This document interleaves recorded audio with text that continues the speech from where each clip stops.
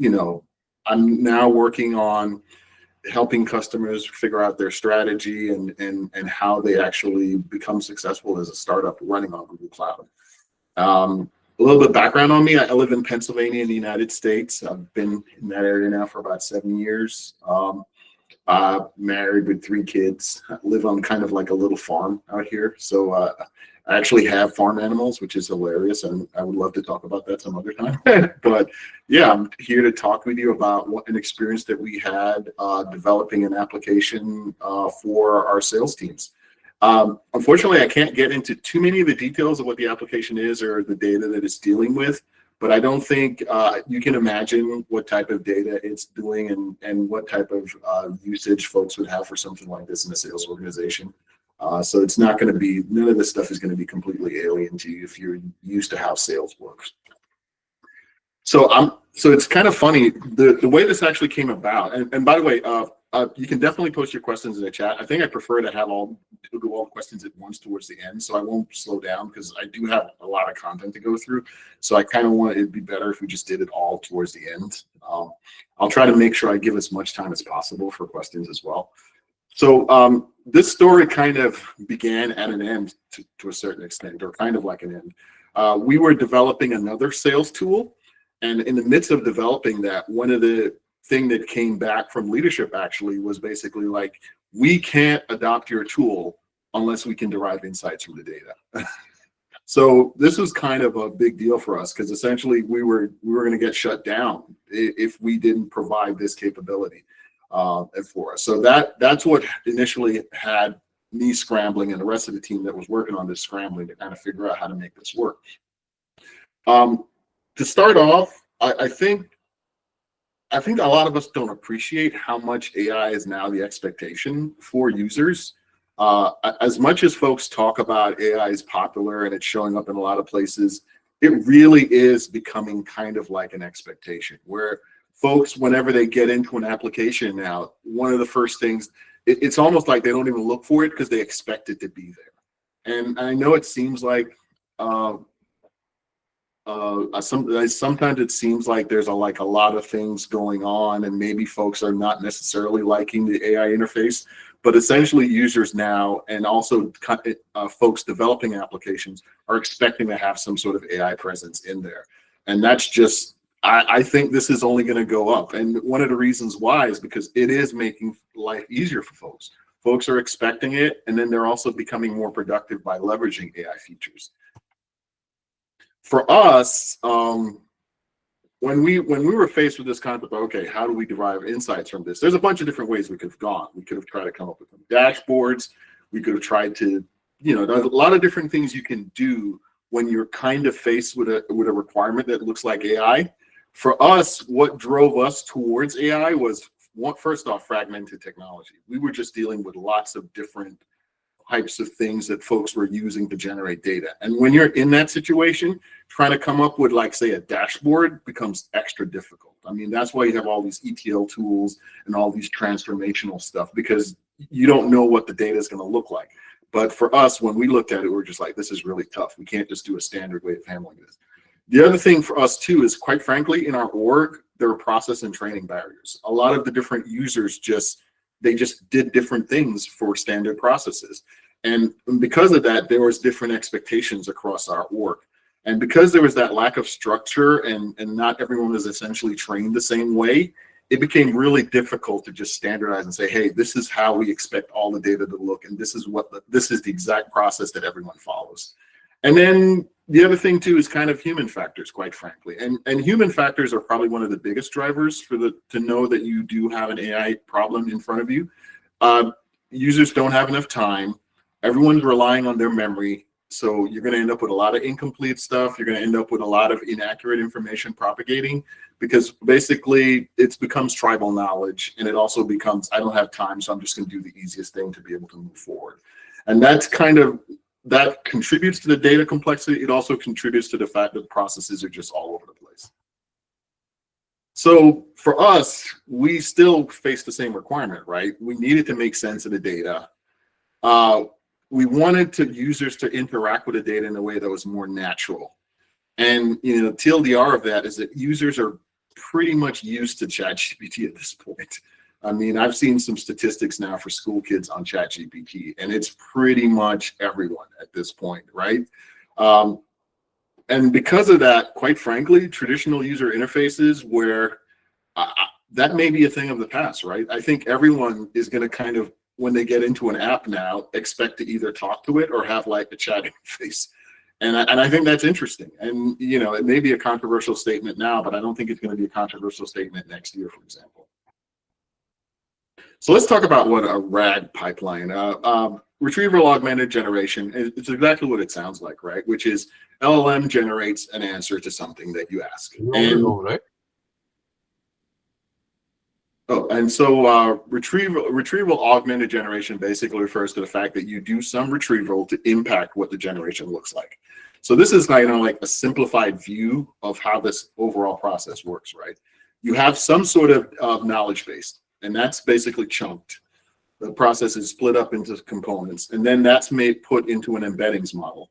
That embeddings model then stores the chunks, or what it splits out, or the embeddings, into what's known as a vector database. And then that has associated with it a content index. And so you can definitely do some reading on what a vector database is, but the way to think of it is it basically splits up a bunch of things into something that's related. So therefore, related ideas, related words are kind of close together in the index. When you do a query, the first thing that happens is you actually do query retrieval. So instead of it doesn't necessarily go to the LLM right away. It first actually just says, hey, give me all the things that match in the vector database. And then once it gets all the stuff that match in the vector database, it then sends that to the LLM. So that's what we mean by retrieval augmented, because we're saying that basically the result of the retrieval then becomes an input for the LLM to be able to figure out what the answer is. And as you notice, it's different from just using a standard LLM to answer a question. If a standard LLM answers a question, the corpus is just going to be whatever the LLM was trained with. With retrieval augmented generation, the corpus becomes whatever data source, the knowledge base that you use to start. So in terms of technologies, and I look at this diagram now, it's kind of dated at this point because there's so many different technologies at play now. In fact, I can look at this and already tell I don't have agent space here, but some of the typical technologies that you'll see in the Google Cloud ecosystem for developing RAG applications. Now you have all the different types of external data sources. You have things like websites, you have databases, things like SharePoint, Jira, and then you have the GCP data sources like, you know, BigQuery, SQL, Firestore, Bigtable, Object GCS. Agent Builder is one of the technologies we have. This is also, you can also think of agent space in that same space as well, which is technologies that we have for developing agents.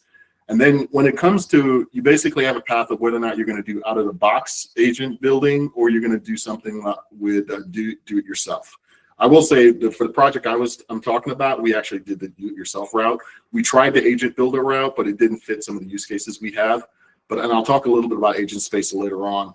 But when to do it yourself, there's a bunch of different things you can mix and match. We do have things in our stack that can do all of the do it yourself, but you can actually pick and choose things. Like, for example, you could use Gemini for your LLM, but then use another vector database. That's totally fine. You can basically mix and match how this comes.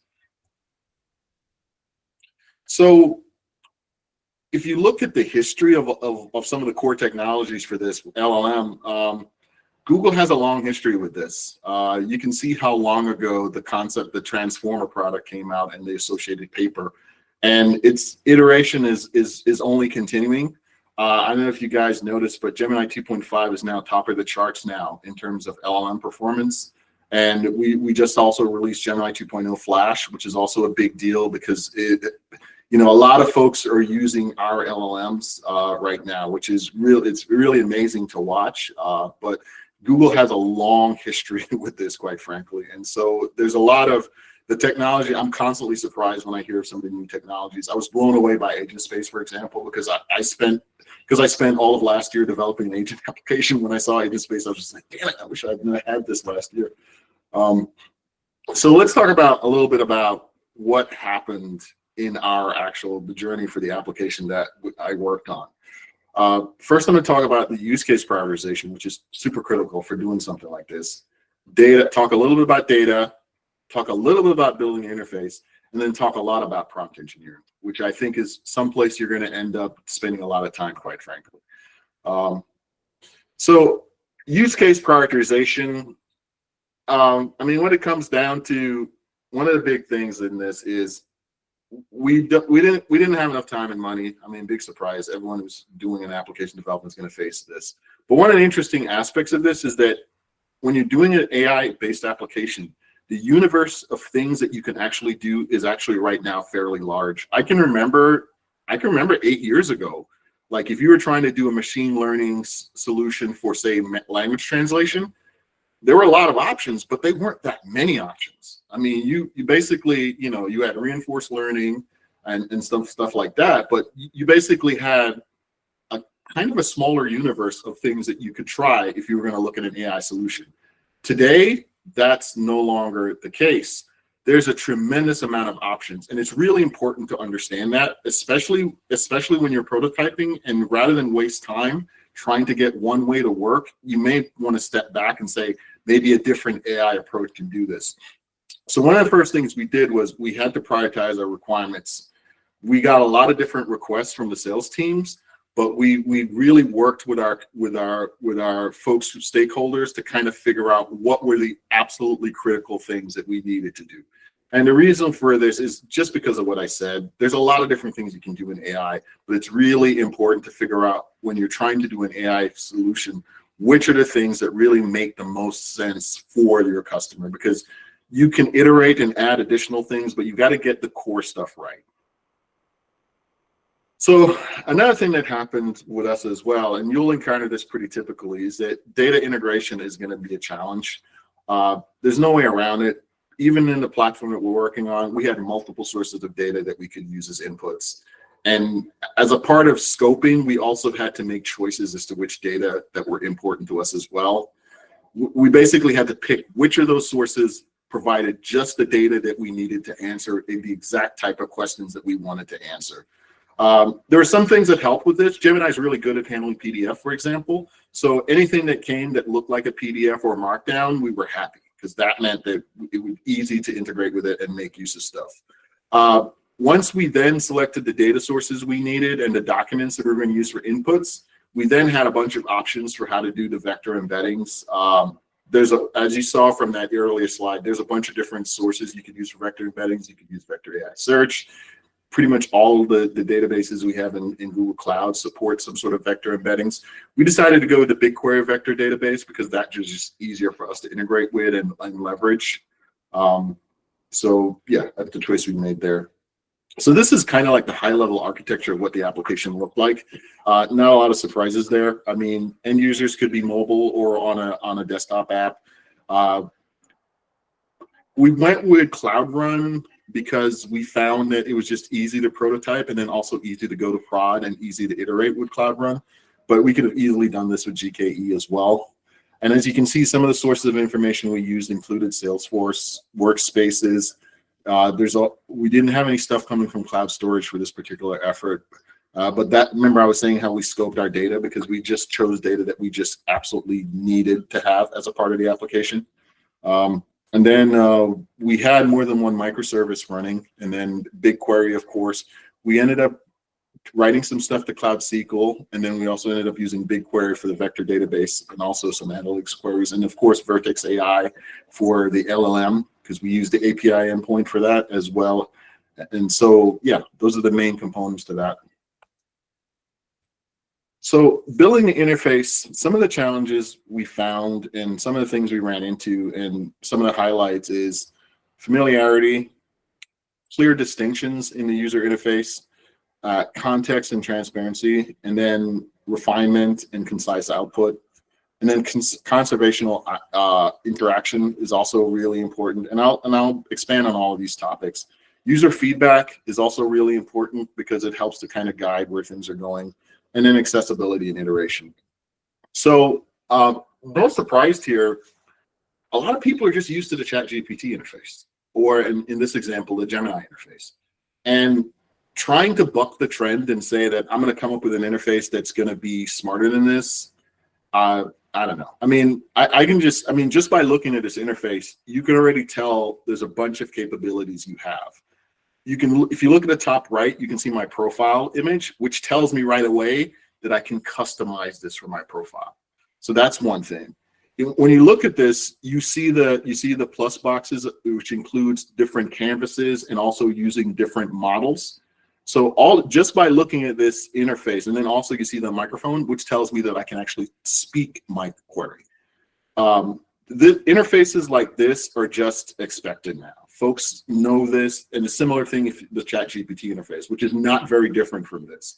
Folks know what to expect, and then they also know how to interact with it. So trying to do something that's different from this, yeah, I mean, it can work, but folks are going to kind of rank you based on how you compare to this. And that's essentially what we faced when we were gathering requirements for our agent. A lot of folks just said, just give me a Gemini interface for X. I mean, and you're going to get that requirement a lot when you're in the agent business, because that's what, or you could say a ChatGPT interface for X. I mean, that's just essentially what folks are used to. They're just like, I'm used to ChatGPT, I'm used to Gemini. Just give me that type of interaction with this data corpus. So that, I mean, that familiarity thing, I just can't speak enough about it. Folks have established that user expectations. They regularly interact with ChatGPT and Gemini. They have mental models based off of that. And they have expectations for how your agent is going to respond based on that. And the best way I can describe that is, imagine any time recently where you've used something that looked like GPT but was very different. You remember how confused you were. I mean, that's how, when I can say for myself, whenever I use something that looks like a chat interface and it doesn't behave the way Gemini does, I get confused because my mental model is just used to that. It's also comforting and familiar for folks. And then it also reduces your cognitive load, quite frankly, because if you're used to that mental model, then you just know how to execute stuff and just get stuff done quicker. And bluntly, folks are going to rank you compared to ChatGPT and Gemini. So whatever agent interface you do, that's what your bugs will literally come in and say, hey, this is how ChatGPT works. This is how this works. Why is it different? And then consistency is also important if you're developing a suite of tools. And for us, we were developing a suite of tools. So it was really important that everything kind of looks similar, and that's really important. Another thing, that when you're defining the user interface, it's really important to have clear distinctions between parts of the user interface. And what I mean by that is that you have to be able to tell, where's the search area, where's the different parts of the results, where's the parts where I can change stuff, where's the part that I can give feedback, how can I tune results. It's really important to have really clear labels, because you know, and then also you want to, especially when it comes to RAG, you want to do progressive disclosure. You want to show the search results first, because when it comes to RAG, you want to really make folks understand that this is a part of what's coming for the generation. And then you want to see the basic, you want them to know that this is what's the basis for the answer that's to come. And then you want to make sure that those two sections are kind of clearly well separated, so that you can see, oh, this is what I asked, these are the documents that it searched, and then this is the result that I'm expecting. Another really important thing, and this really comes down to whether or not folks will believe your app, quite frankly. It's really important to give context and transparency to the results that you get. And in the case of the app we developed, we just basically provided links back to the source documents, so that way that folks would understand why they got this particular result. If once folks don't believe your AI, it's really hard to get that trust back. Because basically, everyone's heard the term AI slop. And what it refers to is the fact that folks have interacted with an AI system and have just determined that this AI system is untrustworthy. And once you get grouped in with AI slop, it's really hard to get them to view anything you do as valid. So any sort of explanation you can give, which in our case was just as simple as just providing the links to the docs that were used for the retrieval, and then also being clear about your limitations, right? So, and I'll talk a little bit about this in prompt engineering, being able to clearly say to someone that, hey, I'm not able to answer this question based off of what I have. It's really important to gain some trust with your users and be transparent about how you came up with an answer and what they should expect from you.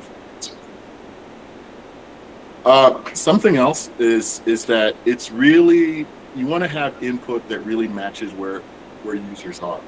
And what I mean by that is you're just going to have to accept natural language input. It's just, yeah, I mean, it's what folks expect. It's gone are the days where folks are doing keyword searches now. I mean, I'm actually amazed if I see someone actually using keyword searches, because everyone is just so used to the fact that they can use natural language, which can also be reflective of spoken language as well. Most folks are just used to being able to speak into what they're doing. I mean, we didn't enable speech input for our agent, but they can do that via the keyboard. So, search filters and facets. We didn't implement any facets, but we kind of did something like that with prompt engineering. Basically, folks want to be able to refine their criteria. It depends on how specialized your application is, but it's something to keep in mind that you may want to add some filters and facets, and then make it clear that this is what you're doing, so folks will be able to make use of it. Query suggestions and autocomplete is also something we'd recommend as well, especially, anything that can help the folks enter or get to where they're trying to go. And then something that's really important is iterative search, which is basically the idea that once you enter something, you can come back, refine, and update. So basically give them a way to update existing or past searches so they can refine it. That's really kind of important as well. And it's another thing that folks expect.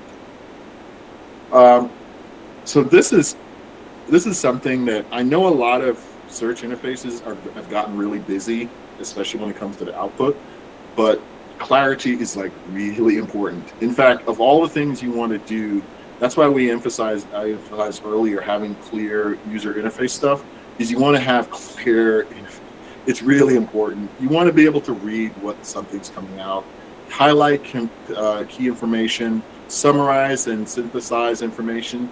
It's not that I'm saying users don't have a lot of time, but it's really more like you want to make sure folks are really productive when they're using their app. And if honestly, sometimes I use systems and I'm so unhappy with how much stuff it gives back that I sometimes take that output and put it into Gemini and ask it to summarize, quite frankly. So you want to save your users from having to do that and just make it really clear, bullet points if you can, clear headings so that they know exactly what they got back from you.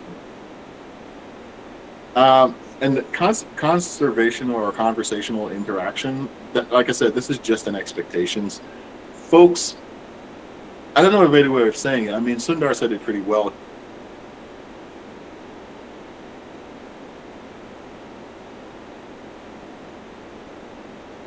They're not necessarily talking to a robot, which can make folks more productive when actually talking to an AI system. Being able to have like a follow-up question, being able to do clarifications, and then also making sure you're keeping context as a part of the queries. There's nothing stranger than if you have a search interface where every query seems like it's different when you're in one interaction. It's really important to try to get users to think that they're in the midst of a chat. That's really important, because then they feel like, hey, if I didn't understand what you just said, can you clarify and expand? Something that's also really important, and I know everyone sees it and wonders why, is to have some sort of feedback on what your agent is doing. So being able to do ratings, like thumbs up and thumbs down, is a very simple one. Being able to report issues. As folks know, sometimes dealing with LLMs can be kind of non-deterministic, meaning that a person may ask a question and the next person will ask a very similar question and gets a vastly different answer. So being able to track how stuff like that is happening, to be able to I wouldn't say clean up, but basically make sure that the system is accurate. And then also being able to, highly recommend having a sort of open-ended feedback. One of the things we had in our app is we had a way where you could automatically open up organizer requests. So that was kind of important, because it really helped to it's another way you establish trust, and it's another way in which you get folks to interact with your platform and feel like they're moving forward, right?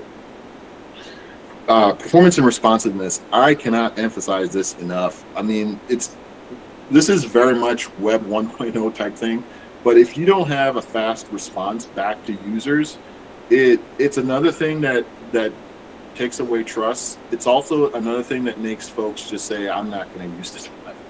Because if everything is going to take forever, then what's the point? I might as well do it myself. It's about being fast. You really have to be fast with your responses. You also, if you're not necessarily going to be fast, give loading indicators so folks know that it's not just disappeared into the ether. And then you also want to be able to give errors and make them clear, and also explain what's happening in case there's an error, because this is all a way of maintaining trust. But definitely try to do something to speed up the response and get back from folks, because it's the Web 1.0 rule of the 7 seconds or whatever in terms of a web response. Accessibility is also really important. We ran into this based off of feedback, quite frankly. Not everyone uses the same interface to access your app as you do, and that's just something to accept. So at the very least, being able to have keyboard navigation and not breaking screen readers is really kind of critical. The good news is most of the UI interface stuff nowadays kind of comes with this built in. So they have built-in support for accessibility. So highly recommend making that. It's not something that you necessarily have to make a big effort for, but at least have an answer for it, right? So that your thing doesn't break screen readers, for example, because you can't imagine how many different ways folks use your platform. And the other thing about this is that compatibility actually helps with a lot of other things as well, because there's a lot of folks who interact with your app using things like RSS feed readers and stuff like that. And in those situations, being accessible actually helps for those end users. So to a certain way, it can make your app automatically into a service that folks can query if you're automatically able to read it, use it using screen readers. So it's just something to keep in mind. Iteration and testing, it's really super critical for AI-based apps, especially agent stuff. You definitely want to do some sort of usability testing with target users. AI apps are complicated, and if you don't do some testing to figure out what works for folks and not works, you're gonna spend a lot of time at the end doing that anyway. And then you also want to monitor usage of your app to be able to figure out where things are working, where they're not working. So high level, I guess, summary of this is you want to factor in familiarity. Users are going to come to your agent app with expectations. You might as well plan for that. You want to be very clear in how your user interface works and how your generation works. You want to give responses as quickly as possible, and you want to factor in feedback and iteration. So let's do an exercise here that's going to get us into the next topic. So this one's called a picky chef. So the way this works is you're ordering a dish from a highly skilled chef, right? And they can create almost anything you desire, but they need very precise instructions on ingredients, preparation methods, and presentation. If your instructions are vague, the result might not be what you want out of it, right? So you want the chef to create a comforting and flavorful soup. Now, how would you describe that? Now, the first answer is you just say, make me some soup. I mean, that's the simplest one, right? The problem with that is it's too vague, and you're going to pretty much end up with whatever the chef wants. You could add another thing and say, make me chicken soup. Okay, well, what kind of broth? What type of noodles? What type is it vegetables or not? So you can then get really specific. Make me a clear chicken broth soup with shredded chicken, egg noodles, diced carrots, and celery seasoned with salt, pepper, and a hint of parsley. And you will get something, it's much more specific, but then there still could be some things that you're missing. Or do you want to specify a different type of noodle? The TLDR of this is that if you are in a situation like that, you have to understand that all these different things that you can say or not say will impact what ends up happening for the results. And that's a really good thing to think about when it comes to this idea of generating prompts. It's really, you see how necessary it was for you to be detailed when talking to the chef, and how describing a meal to the chef is similar to an LLM, and then what makes a good recipe. And then that's the big thing about when it comes to a prompt. The way we came to this, and the way prompt engineering really cast a shadow over the agent we did last year, was we had users who basically came and said, I only care about results from my geo. Now, looking at all the different, and geography, for example, looking at all the different users and all the data that we had, we were like, I didn't even know that was a thing. And that's where prompt engineering really took on a different meaning for us. It's really important to understand that prompt engineering is going to orchestrate the flow of how your agent app works. It's going to also impact how the retrieved documents are going to come about. It's going to guide the generation process, and it's going to also factor in user interactions and how those are actually factored into your query. And then it also is a big technical aspect of how you optimize how your agent app works. So let's talk about orchestrating the flow. The user query is going to be the most effective thing for guiding how documents are retrieved, but you got to be able to kind of reformulate your queries to be able to guide users to where they want to go. Sometimes you may have to add synonyms, related terms, adjusting the scope. It's the thing to keep in mind is that your end users has an expectation based off of what they query. You kind of have to marshal that over to what the actual documents you have contain that you're using as a part of your RAG. You also want to contextualize the documents that you have. You want to basically tell the LLM, this is what documents really look like, and this is what the user is expecting back from this document. You can also do a little tuning of the instruction to kind of influence things like the response output, the tone, the level of detail. Zero shot works really well for prototyping, but when you're really developing an agent that's going to be used in prod, zero shot is not really going to cut it, because basically you're going to have to tune your prompts and add a lot of context to it. So things like you're going to do, like I was talking before about telling where documents begin and end, which sections of documents are really important. You really only want to look at the most relevant parts of documents. One of the sales documents we had actually had a header that was just a bunch of fields that were already known in the context. So looking at that didn't add anything to our query. So we basically had to instruct the LLM to say, ignore this whole section, because it's the relevant stuff is after this.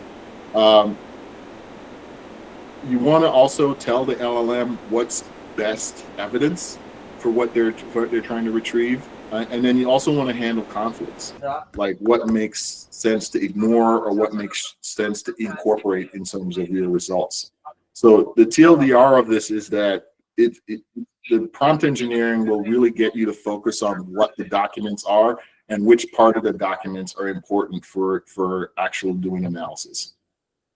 The other thing too is that the prompt engineer is going to basically give you your task definition. I can tell you that a part of our prompt basically says you are a sales team member in the Google Cloud Sales Startup Organization.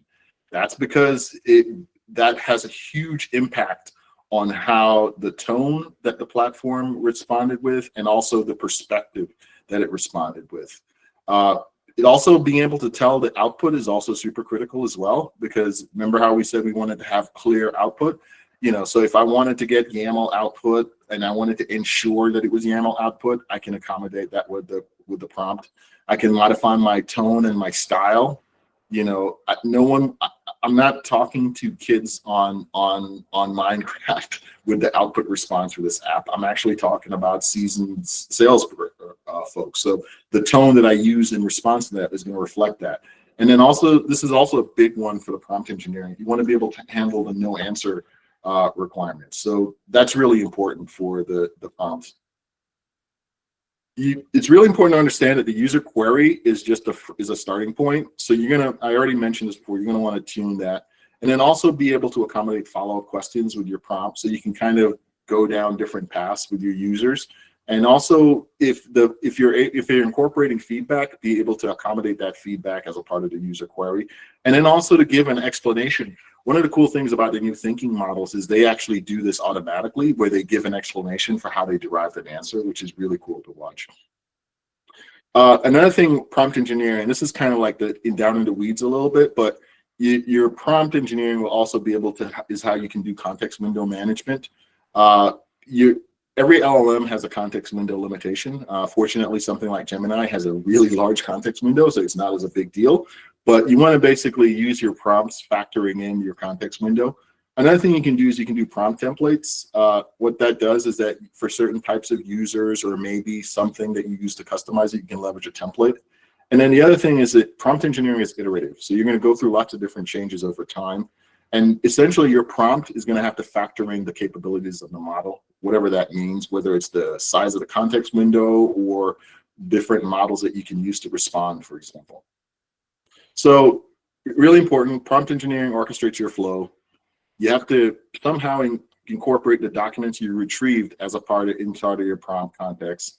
And prompts guide the LLM generation process. And a user's query, you kind of have to treat that as an initial thing. And the prompt has to take into account the capabilities of the LLM that's underlying it that you're using it. So this is kind of like a thing I got right away when we deployed our app, which is the site is broken, which, by the way, is the most descriptive answer you can give, because when you, especially if you have health checks already running, that it's not broken, but what's going on. And the thing is, you really want to have really robust ways for folks to give feedback so that you can actually really figure out what's going on. So one of the big things is, especially for AI agent apps, it's really important to do pilot programs. And to do that, you really have to set up clear KPIs and objectives, set up success criteria, and then set up kind of like a plan. And however much you want to do of this is possible, but have kind of like a plan for how the pilot program works, because AI agents are so complicated, you're going to need a pilot program. When it comes to the pilot program, you want to make sure you select users that make sense based off of, they got to be enthusiastic. There's no point in getting early adopters who are not interested in participating. They have to be technically comfortable. You want a mix of experience levels because you want to factor in the actual users that your application is going to use. And then you want to use users who are aware of your business processes, right? And have varying approaches to how they do the business processes. And then who also understand the value of the business process. Because those are going to be the ones, because at the end of the day, when it comes down to it, your app is supposed to make the business process more effective. So it's always better to start out with folks who kind of know the business process. Another thing too, when it comes to the pilot program, is that you want to select geographic and team diversity. You don't want folks on one team or all in one place. You kind of want to capture some different ways. It'll really help when you do rollouts to greater populations of people. You also want people who are willing to give feedback. There's no point in doing this if folks are just not willing to participate. Another thing to understand too is, and this is a Peter Drucker quote about what gets measured gets managed, and that's very true when it comes to this. You want to set up methods for feedback collection. It's really important, especially for something like this, where you may iterate over something like this very quickly. So without good, clear feedback, there's no way for you to know how to direct the iteration. So one of the things I highly recommend when doing this is you want to do some sort of onboarding with new customers. And that, for what we did for ours, is we basically set up meetings with folks across our org, and we would just do these large onboarding sessions. And we did that for pilots as well as when we actually ran it into prod. And we also wanted to give access to training materials for offering support to folks. And then we also did like these, we tried to do as much as possible to encourage usage, right? We basically told folks, hey, you haven't used the agent in a while, can you check it out and see how things are going? Also sending out things where you say, hey, here's a use case that you can use this agent for, and these are the benefits for you. So you kind of want to incorporate this, because you'll hear a lot of folks saying that some of the challenges with creating agent-based app is essentially organizational inertia. Folks spend a lot of effort in developing agent-based apps, and then no one uses them. So this is kind of like our way of trying to encourage that to folks to use it so that we can actually iterate on it. So one of the things we did, and we highly recommend, you want to regularly solicit feedback through different channels. And I don't have to get into why you have to do different channels. It's just the way it is for most people. We did surveys, we did interviews, we did feedback sessions where we would just meet with groups of users and say, hey, what's your feeling about this? In the app itself, there was a link in there where you could provide feedback. We also had a dedicated team room where you could also provide feedback as well. And then we monitored usage. We had Google Analytics enabled on the app. We had a bunch of different monitoring things. So we then tracked that stuff. We looked at logins. We looked at time spent in the app, et cetera, et cetera. So some of the big things we learned, high level. I mean, there's no way of getting away from it. The more similar we were to Gemini is just the less complaints we received. I just don't know any other way of saying it, because folks were rating us on that essentially. We thought of doing a custom prompt feature, and everyone thinks of that when they're doing agents. They're like, hey, I should just give them a custom prompt. We found that was more trouble than it was worth. It just wasn't worth it.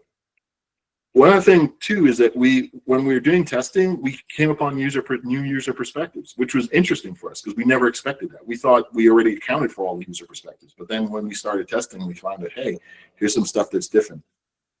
The more you invest in onboarding and training, the less negative feedback you get. I mean, that kind of makes sense.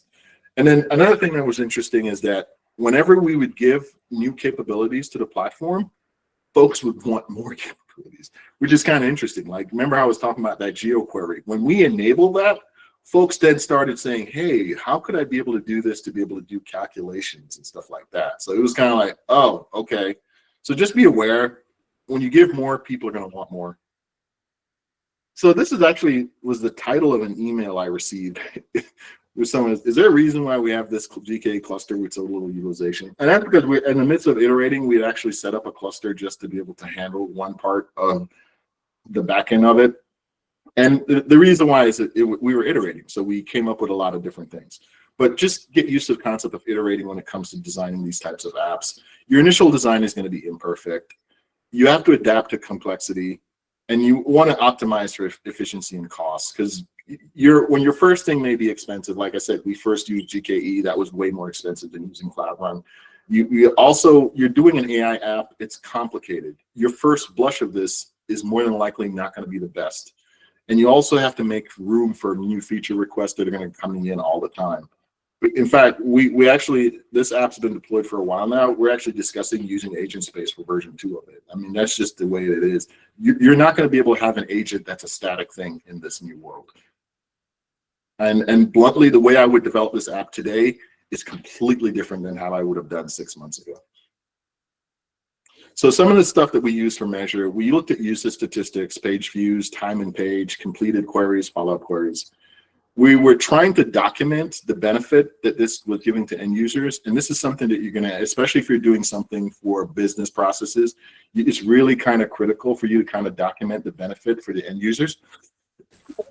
And what we found was that the different types of users, that's a custom prompt feature is basically where we give a text box that says, hey, this is going to be incorporated into the prompt in addition to your search query. So managers were using our tools to do reporting. ICs we're using they're for reporting, but also for planning as well. So it was kind of interesting to see how folks were using it. But for us, it was really important to kind of document how things were happening.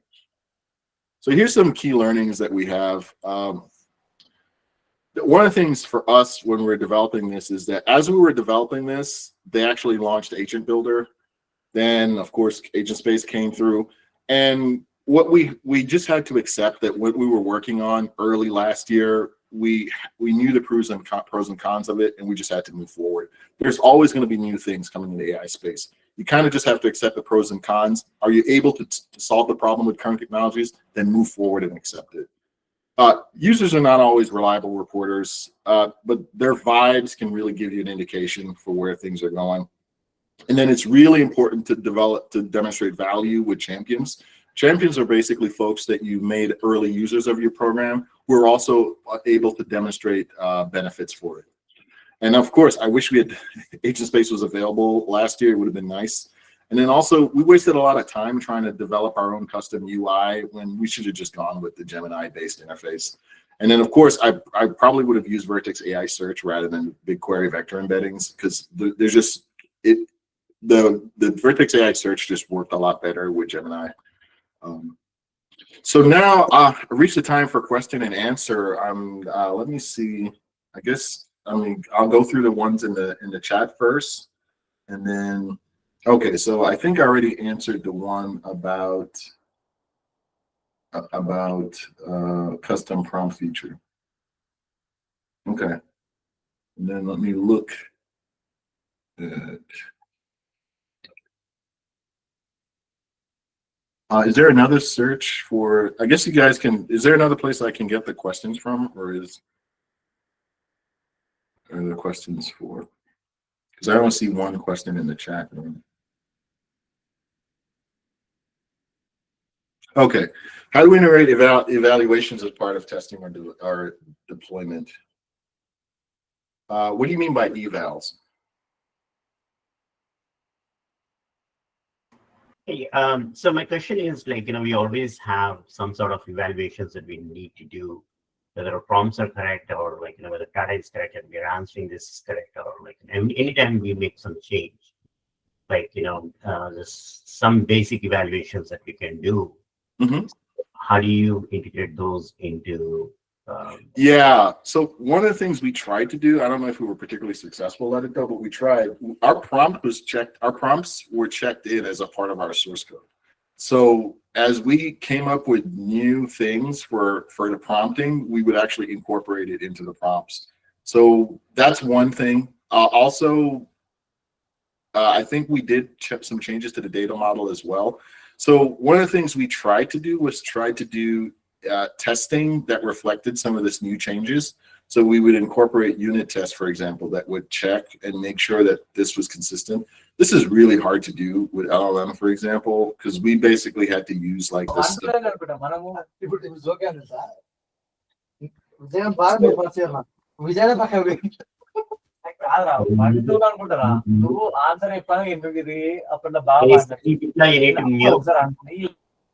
Oh, sorry. Okay, can you give some example where vertex search worked better with vector embeddings? Yeah, I mean, both of them do vector embeddings, but what we found was like when you typed in a query, when you would ask Gemini something, the expectation I got when the documents that I got from retrieval with vector AI search and the ones that I got with BigQuery embeddings, the ones that vector AI search seem to make more sense. That's just what I found. So that's for the initial retrieval part, right? When you actually put in a query and say, give me all these documents that match. That's just, and then also vector AI search is more tunable in terms of like you can affect actually how the embeddings happen. You can do that with BigQuery too, but there's just more options for tuning the embeddings with Vertex AI search. So you mentioned users don't want more after. Yeah, so one of the things, one of the first things we incorporated was to be able to do geographic. So basically someone was able to say, I'm in the West Coast, blah, blah, blah. And then once we did that, folks then tried to get us to do like calculations based off of customer spend type stuff. And that was just because they were like, hey, I'm trying to do an estimate for which is more likely, blah, blah, blah. And so that's an example of they just wanted to add more stuff to it. So we had to incorporate different data sources potentially. We didn't go down this path, but they wanted us to basically incorporate additional data paths. Because what ends up happening is that when you see how the LLM works and understands all this disparate data, you start in your head, you're like, oh, why don't we just give it this data too? Right, any other questions? So I mean, like, I had here this discussion, agent versus multi-agent, like using one agent is better than multi-agents, React agents, like, so what is your take on that? Like, what is multi-agent all day. I can, yeah. I mean, you can do, one of the things I've done with a single agent is reprocessed, meaning I'll have step one go through the agent and then step one output go back through the agent. So I'll do like sometimes 3 steps going back through the same agent. And that is kind of cool sometimes because especially if you modify the prompt, you can end up getting some really nice answers. But the thing about multi-agent is there's going to be agents that are really good at understanding certain pieces of data. Like, for example, I'm working on a project right now where we're kind of analyzing all these different types of data, financial data, like more like human relationship data. And what we found is that using multi-agent, you just end up with better results because the different agents are focused on different types of things. And the thing about that is it's different corpus, it's different focus for the agents, different models, for example. And so I would say you can do a lot of this stuff with a single agent, but multi-agent kind of prepares you for some really complicated use cases that you just couldn't do with a single agent. Thank you. Thank you. Hey, a quick question here. Sure. So you mentioned that in your presentation, using vector database as knowledge base for RAG. So my question is, traditionally, we also have accumulated a lot of data in relational database or spreadsheet. And what is your recommendation to, incorporate those data as a knowledge base for RAG? Yeah, so for that, I literally put everything into a database and just make it. So I import stuff, like I had that as a thing. We had a bunch of data sources that were in spreadsheets. I just put them in tables and just embedded those and then used that. So that just became another database to search as well.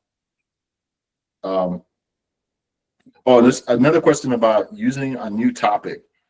Yeah, that's what we were saying about chat interface. And that's what we're saying about being able to refine. So when you come back with a result, having that context so that when you add something else, you can say, hey, speaking of this particular area, it would be aware of the context to make that transition happen. Because otherwise, if you didn't have context, the LLM just thinks it's a whole new thing. So they don't even know what you're talking about. An example I give of this is you would start a conversation saying, I want to talk about 19th century cars. And then you really be specific and be like, specifically steam-powered cars, right? So if you didn't have the context of before to know that there's all these different types of cars there, it would start a whole new conversation and it would be like, what are you talking about? So that's where we're saying that you want to use chat interface with context so that it knows what you're talking about. And when you switch topics. All right, I think there's still some folks holding up their hands. Edmund, did you have a question? Yeah, I had a quick question. Sure. Yeah, I had a startup which belongs to the tech, and may I know any AI tools which is used for the development part? I know it's pretty basic to you, but can you provide any resources? Yeah, I mean, I'll be honest with you. I use mostly stuff built into the Google Cloud Console for development. If I was going to do stuff outside of that, I've used Visual Studio Code because Visual Studio Code actually has bindings for a lot of the Google Cloud APIs, so you can leverage like the Google Cloud Console type resources inside of Visual Studio Code as well. So between Visual Studio Code and some of the stuff built into the console, we have this thing called Cloud Shell, for example, which is built into the Google Cloud Console, and it has a way to launch an interface similar to VS Code. But VS Code is, it's helpful. Like it supports all. And what about the cursor that I have used recently? It is very good, and AI support was very nice. But what about the GitHub Copilot tools? Yeah, I mean, there's a bunch of different ones available. I use the Google ones, but I've used Copilot, I've used Cursor. All of them are pretty nice, but obviously I'm a little biased.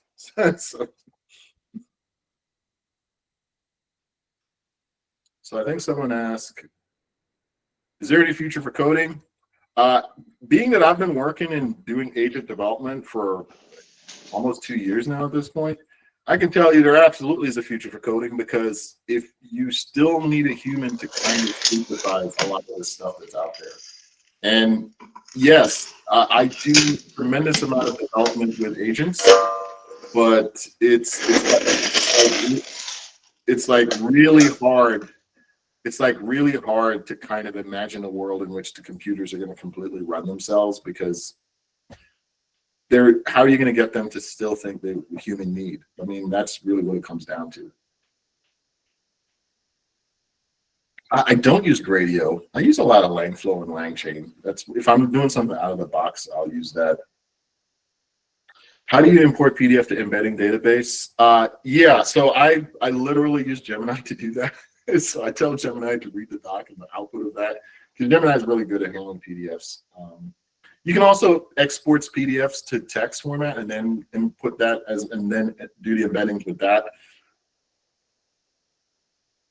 So the greatest opportunities right now is being able to do multi-agent and then also very context-aware agents. And what I mean by that is, imagine an agent that's you use for underwater oil discovery. Like an agent for that is very context-aware. So that's the type of stuff that's happening. And then multi-agent orchestration is also a big thing. Like getting agents that are doing knows different thing. Is prompt engineering the same as prompt testing? Yeah, to a certain extent. I mean, prompt testing is a part of prompt engineering. So I think I wanted to make sure I put up the survey form. So I want to thank you, everyone, for making the time today. So if you take a minute to fill out our survey, they also include the Vertex AI trial here. So you'd be able to actually get out to use the platform that I used.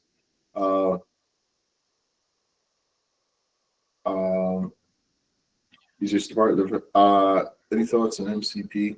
Yeah, of course. Sundar put out a post just last weekend on MCP, so apparently that's going to become a thing. So stay tuned for that. Yes, we work with a lot of SaaS companies. Yes, there are STT and TTS options. We actually have a whole part of Cloud AI for just both of those. And yeah, thank you guys so much for the time, and all the best with your efforts with developing agents, and hopefully some of this stuff was useful to y'all. Y'all have a good one, okay? Thank you, Len. Thank you for your wonderful session. Thank you guys for joining us today and showing so much enthusiasm. And I would request you all to please quickly fill this